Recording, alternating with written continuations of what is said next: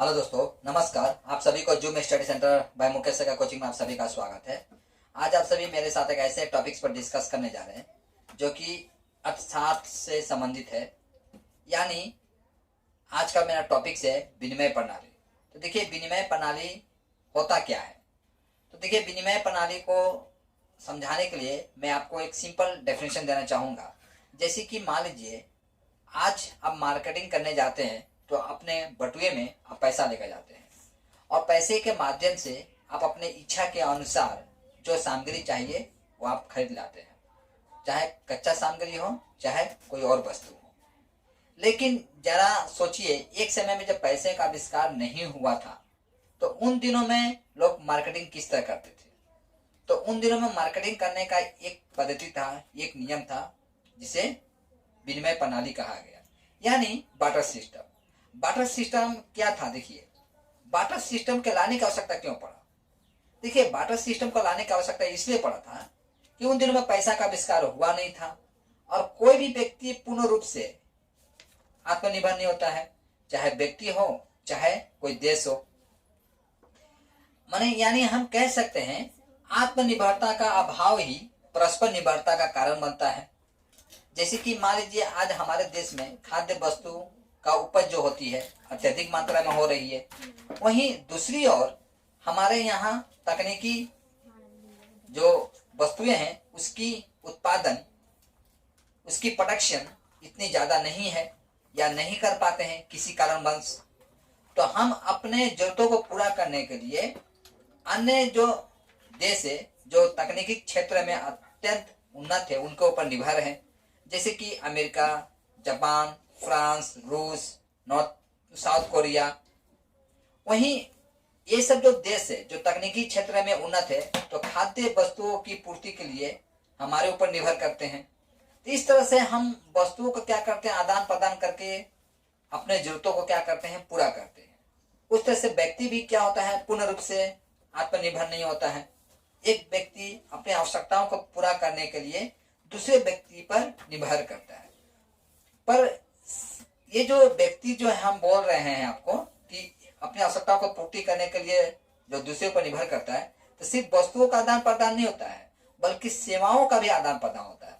सेवाओं का आदान प्रदान इस उदाहरण के तौर पर समझिए, जैसे कि आप डॉक्टर के पास जाते हैं अपने इलाज कराने के लिए, तो डॉक्टर क्या करता है, अपनी सेवा का आदान प्रदान करता है।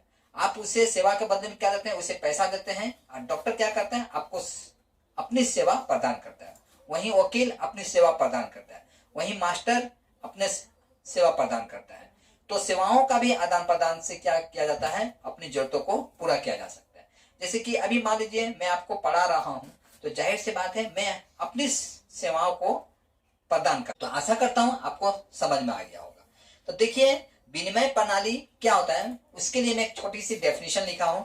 आशा करूंगा कि आपको उस डेफिनेशन के माध्यम से विनिमय प्रणाली को अच्छी तरह से आप समझ पाएंगे। तो देखिए, विनिमय प्रणाली क्या होता है। देखिए, दो या दो से अधिक पक्षों के मध्य होने वाले वस्तुओं और सेवाओं के ऐच्छिक और वैधानिक हस्तांतरण को ही विनिमय कहते हैं। यानी दो या दो से अधिक वस्तुओं के बीच में जो वस्तुओं का आदान प्रदान होगा वो इच्छा के अनुसार होना चाहिए। जैसे कि मान लीजिए आप किसी वस्तु को आदान प्रदान करना चाहते हैं हमारे जरिए, लेकिन मान लीजिए उस वस्तु की मेरी आवश्यकता नहीं है या हमारी इच्छा नहीं है, तो जाहिर सी बात है आप अपने इच्छा को क्या नहीं कर सकते हैं, पूरा नहीं कर सकते हैं। और एक हिसाब से देखा जाए तो वहां बार्टर सिस्टम का जो नियम है वहां पर लागू नहीं हो सकता है। ठीक है। दूसरी तरफ देखा जाए कि वैधानिक हस्तांतरण होना चाहिए। वैधानिक हस्तांतरण कहने का मतलब यह है कि जिस वस्तु को आप आदान प्रदान करने जा रहे हैं उसकी एक कानूनी मान्यता होना चाहिए, उसकी एक अपनी वैल्यू होना चाहिए, तभी जाके उस वस्तु के माध्यम से हम दूसरे वस्तु का आदान प्रदान करेंगे, अन्यथा हम नहीं करेंगे। ठीक है। उसे हम क्या कहते हैं, विनिमय प्रणाली कहते हैं। उसे हम क्या कहते हैं, विनिमय प्रणाली कहते हैं। उदाहरण के तौर पर असम राज्य में एक डिस्ट्रिक्ट है।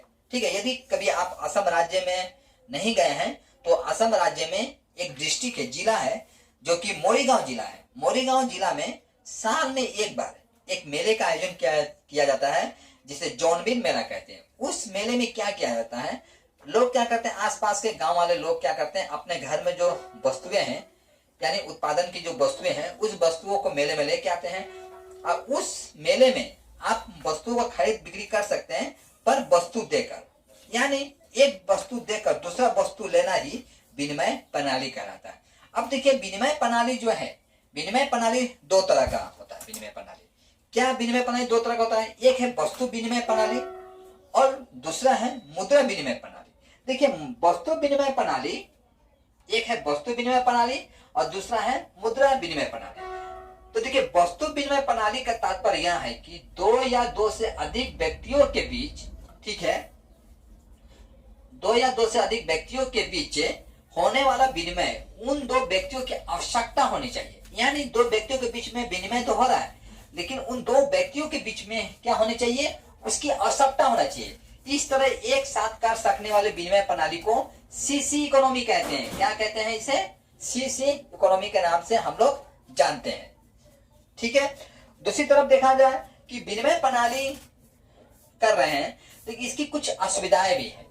देखिए अभाव की पारस्परिक संगतिहीनता, तो क्या होता है, जैसे अभाव की पारस्परिक संगतिहीनता के कहने का मतलब यह होता है कि देखिए आप मान लीजिए दो वस्तुओं के बीच में वस्तुओं का आदान प्रदान करना चाहते हैं, लेकिन दो व्यक्तियों के बीच में जो वस्तुओं का आदान प्रदान करेंगे उनके बीच में एक अच्छी तालमेल नहीं है, तो जाहिर सी बात है, या उन दो व्यक्तियों की आवश्यकता नहीं है, तो जाहिर सी बात है वहां पे वस्तुओं का आदान प्रदान नहीं किया जा सकता है, यानी उसे अभाव की पारस्परिक संगतिहीनता कहते हैं। ठीक है, आशा करता हूं आपको समझ में आ गया होगा।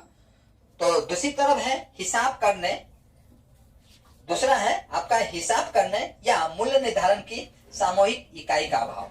देखिए हिसाब करने या मूल्य सामूहिक निर्धारण का अभाव इसलिए कहा गया है इसे, या इसका मतलब यह है कि देखिए अर्थात इसका कहने का तात्पर्य यह है कि एक वस्तु के बदले दूसरे वस्तु देकर खरीदना ही वह क्या कहलाएगा, उसका उचित मूल्य पर खरीदना।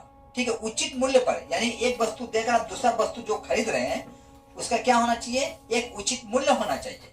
क्योंकि विनिमय योग्य सामग्री की संख्या आजकल देखा जाए तो हमारे देश में या विश्व में देखा जाए तो विनिमय सामग्री की जो वस्तुएं हैं वो अत्यधिक ज्यादा है, तो जाहिर सी बात है आपकी क्या होना चाहिए उसमें, या आपके लिए क्या हो सकता है, कहीं ना कहीं हिसाब करने में असुविधा हो सकता है। तो उसका एक अपना वैल्यू भी होता है, उसका एक अपना आवश्यकता भी पड़ता है। तो उसके लिए क्या करते हैं लोग, उसके सर्वप्रथम जब किसी वस्तु का विनिमय हम करते हैं तो उसकी दो चीज को हम लोग देखते हैं। पहला ये देखते हैं कि उसकी आवश्यकता है या नहीं। ठीक है, मान लीजिए हम किसी वस्तु का लेन देन कर रहे हैं तो हम पहले देखते हैं उसकी आवश्यकता है या नहीं। दूसरा नंबर ये देखते हैं कि उसकी जो बाजार में जो वैल्यू है क्या है। ठीक है, दूसरा हम ये देखते हैं। तीसरा ये देखेंगे कि जो व्यक्ति हमें दे रहा है क्या सच में उसके साथ अच्छा तालमेल है। यानी मान लीजिए, जैसे कि मान लीजिए कोई व्यक्ति ऐसा है जो चोरी का सामान बेचना चाहता है, हालांकि मान लीजिए उसके पास एक गाड़ी है और वो हमें गाड़ी की आवश्यकता भी है, लेकिन जो बेच रहा है वो व्यक्ति अच्छा नहीं है। ठीक है, वो व्यक्ति जो बेच रहा है वो व्यक्ति अच्छा नहीं है, तो जाहिर सी बात है उसका वस्तु लेना मेरे लिए खतरे से कम नहीं होगा। इसीलिए हम तीन चार चीजों को हम देखते हैं। ठीक है, तभी जाके हम क्या कर सकते हैं, उस वस्तुओं को लेते हैं। तीसरा नंबर टॉपिक ये है असुविधाओं में कि विभाजन की असुविधा, यानी विभाजन से उपयोगिता समाप्त हो जाती है। देखिए विभाजन की असुविधा क्या कहा जा रहा है कि कुछ कुछ वस्तु ऐसे होते हैं जिसको आप विभाजन कर दे, मतलब डिवाइड कर दे, तो उसका वैल्यू क्या हो जाता है, समाप्त हो जाता है। जैसे कि उदाहरण के तौर पर मान के चलिए, जैसे कि मान लीजिए मेरे पास एक बकरी है, ठीक है, और आपके पास मान लीजिए 10 किलो चावल है। अब हम दो क्या करना चाहते हैं, वस्तुओं को विभाजन करना चाहते हैं, मतलब आपकी वस्तु मैं लेना चाहता हूं, मेरे वस्तु आप लेना चाहते हैं। तो जाहिर सी बात है चावल का वैल्यू जो है मार्केट में, अब बकरी का जो वैल्यू है, दोनों का वैल्यू क्या है, अलग अलग है। तो जाहिर सी बात है दोनों का वैल्यू अलग होने के कारण दोनों में बंटवारा नहीं किया जा सकता है। दूसरी तरफ देखा जाए कि यदि मेरे पास जो बकरी है, मान लीजिए आप चावल दे देते हैं हमें, तो मैं तो चावल को ले लिया, लेकिन मैं बकरी को देना चाहूंगा तो एक चावल के वैल्यू से बकरी का वैल्यू अत्यधिक ज्यादा है। यदि मैं बकरी को काट दिया तो बकरी का वैल्यू ही समाप्त हो गया। ठीक है, तो इससे आप समझ सकते हैं कि कुछ कुछ चीजें ऐसे होते हैं जिसे विभाजन कर देने से उसका वैल्यू जो होता है वो क्या हो जाता है, समाप्त हो जाता है। तो बार्टर सिस्टम में इसका भी कहीं ना कहीं हमें असुविधाओं का सामना करना पड़ता है। चौथा नंबर देखिए, मूल्य भंडार का अभाव। मूल्य भंडार का अभाव क्या होता है, देखिए जैसे कि मान लीजिए हमारे यहाँ कच्चा सामग्री है, ठीक है, जैसे कि मान लीजिए मेरे पास फिश है, अंडा है, दूध है, इस तरह से हमारे यहाँ या कोई कच्चा सामग्री है, यानी कच्चा सामग्री कहने का मतलब जैसे कि मान लीजिए मेरे यहाँ टमाटर, आलू, सेव, ये सब जो सामग्री मेरे पास भरपूर पड़ा हुआ है, पर मुझे क्या चाहिए, रुपया चाहिए। तो मैं क्या कर सकता हूँ, इसे क्या कर सकता हूँ, मैं कुछ दिनों तक स्टॉक करके रख सकता हूँ।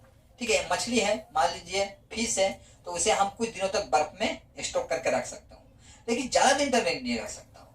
अब इसे हमें क्या चाहिए, जहां से हो सके जल्दी इसे सेल करके यानी बेचकर इसका मूल्य हमें क्या कर लेना है, प्राप्त कर लेना है। यानी मान लीजिए मेरे पास अगर 10 पेटी सेव है, तो 10 पेटी सेव जो है वो जाहिर सी बात है आज है अच्छा है तो कल अच्छा है तो परसों दिन खराब होने वाले हैं। तो हमें इसे क्या करना चाहिए, खराब होने से पहले इसे मार्केट में बेचकर उसका जो मूल्य है वो मूल्य हमें क्या कर लेना है, प्राप्त कर लेना है। तो कच्चा इसीलिए कहा गया है मूल्य भंडार का अभाव। तो क्या होता है, अभी जो हमारे पास स्टॉक था उसे हमें क्या कर लेना है, जहां तक हो सके हमें अपने भंडार को खाली करके उसका मूल्य प्राप्त कर लेना है, ताकि हमें जो चाहिए पैसे के माध्यम से या किसी अन्य माध्यम से अपने आवश्यकताओं को हम क्या कर सके, पूरा कर सके। ठीक है, तो आशा करता हूं आपको जो टॉपिक्स जो है बार्टर सिस्टम ये अच्छी तरह से समझ में आया होगा। यहाँ से एग्जाम के नजरिए से एक इंपॉर्टेंट है कॉम्पिटिटिव लेवल के एग्जाम के लिए, वो है आसाम का जोनबिल मेला। परीक्षा में पूछा जा सकता है, कॉम्पिटिटिव लेवल के एग्जाम में आपसे यहाँ से प्रश्न पूछा जा सकता है कि एशिया महादेश के किस देश में बार्टर सिस्टम आज भी प्रचलित है। तो भारत दे दिया जाए, नेपाल दे दिया जाए, भूटान दे दिया जाए, पाकिस्तान दे दिया जाए, तो जाहिर सी बात है आप भारत को नहीं टिक करने वाले हैं कि सोचेंगे बार्टर सिस्टम तो है ही नहीं इंडिया में, है ना। लेकिन इसका सही आंसर इंडिया ही होगा। ठीक है, और यदि इस तरह से भी प्रश्न पूछा जा सकता है कि भारत के किस राज्य में बार्टर सिस्टम आज भी प्रचलित है। आज भी प्रचलित है मतलब कहने का मतलब जैसे कि आप जानते हैं असम के मोरीगांव जिला जो है जहाँ जोनबिल मेला का आयोजन किया जाता है, वो क्या डेली होता है क्या, नहीं, साल में एक बार होता है, याद रखिएगा, साल में एक बार होता है। कहने का मतलब यह है कि जस्ट वो लोग बार्टर सिस्टम को क्या रखे हैं, जीवित रखे हैं, और इसका कोई दूसरा मीनिंग नहीं है। हालांकि बार्टर सिस्टम आज कहीं नहीं चलता है। ठीक है, तो आशा करता हूं आपको क्लास जो है अच्छी तरह से समझ में आया होगा। जय हिंद। आज की क्लास में यही समाप्त करता हूं।